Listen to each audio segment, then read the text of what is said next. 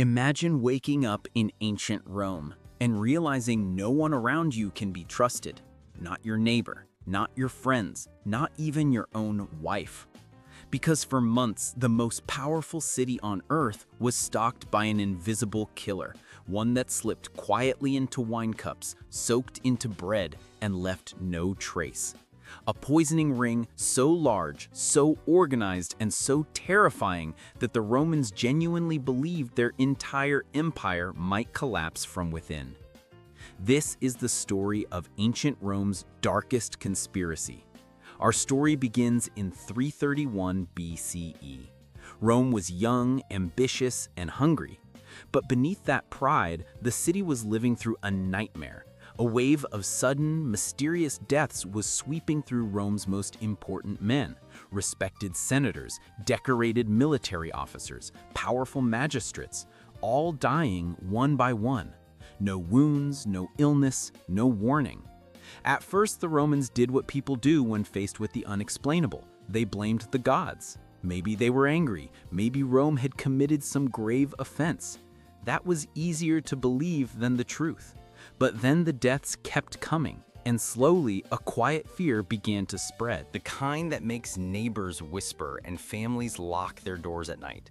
The very social fabric of the city was beginning to fray. Then came the moment that changed everything.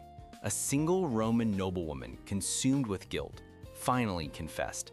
She knew what was happening. She had been part of it. A secret group of women, some wealthy, some powerful, had been poisoning men all across the city. When officials rushed to investigate, they found her mixing a strange concoction over a fire. She insisted it wasn't poison, that it was medicine, that her group had been creating cures misunderstood by the public. The officials, faced with an impossible choice, did something that still feels shocking today. They forced a slave to drink it. The man collapsed almost instantly. The truth was out. Rome wasn't cursed by the gods. It was being assassinated. Panic erupted. The quiet whispers turned into screams for justice. Senators demanded an inquiry. Rumors spread like wildfire. How many conspirators were still out there? Who was behind it? Was this a political plot? A religious cult? Suddenly, every household was a crime scene in waiting. Every drink, every meal, a potential weapon. The authorities acted with brutal speed. Dozens of noblewomen, wives of senators, daughters of wealthy families, were arrested. Some went willingly, some protested violently. Eventually, over 170 women were hauled into a makeshift courtroom to face the Senate. The Romans were terrified, and yet this was only the beginning. Because when the trials began, investigators realized the poisonings weren't just random acts of violence. There was a plan. There was an organizer, and there was a motive so shocking, historians are still debating it today. Were these women rebelling against the suffocating constraints of Roman marriage, seeking autonomy by eliminating their husbands? Or, as some believed, were they simply healers, caught in the crossfire of a terrible plague, their misunderstood medicines turning lethal by accident? The records are silent on their true intentions. We only know that a hidden war was waged in the heart of Rome. Not with swords and shields, but with whispers and potions. A conspiracy that almost brought the Republic to its knees. The full truth of what those women intended died with them, leaving behind only a chilling question about the secrets hidden behind closed doors.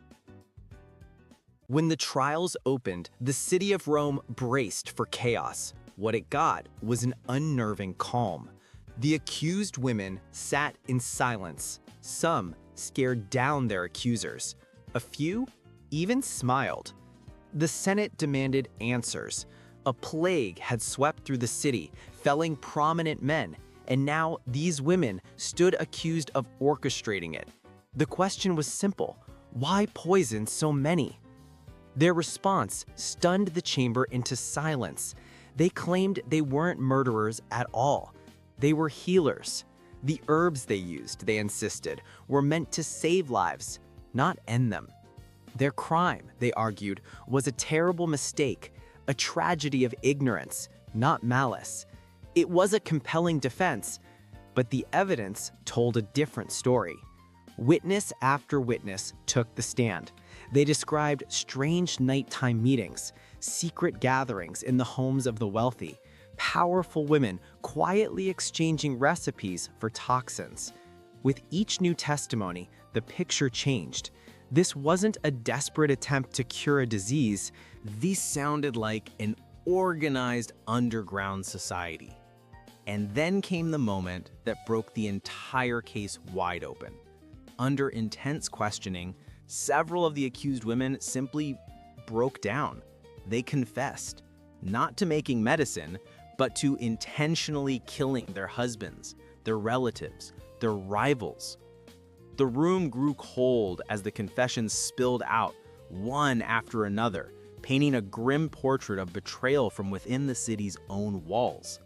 The Senate pushed for a reason, for a single motive that could explain this sprawling conspiracy.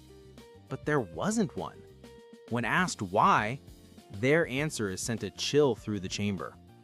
Some spoke of revenge against abusive husbands. Some spoke of inheriting money. Others confessed to clearing a path for political power. And a few said they did it simply because they could. It wasn't one plot. It was many. Rome finally understood the terrifying truth. This wasn't a single conspiracy. It was dozens of smaller ones, all happening at the same time, all hidden behind the convenient mask of medicine.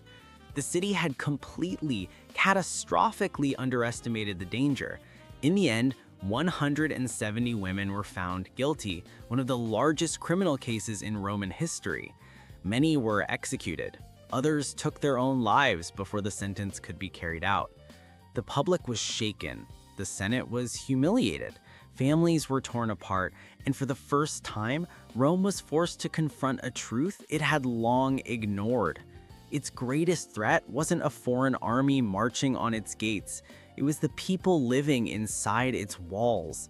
The poisoning ring exposed a deep instability, a society where fear, ambition, and desperate power struggles could erupt into deadly violence at any moment.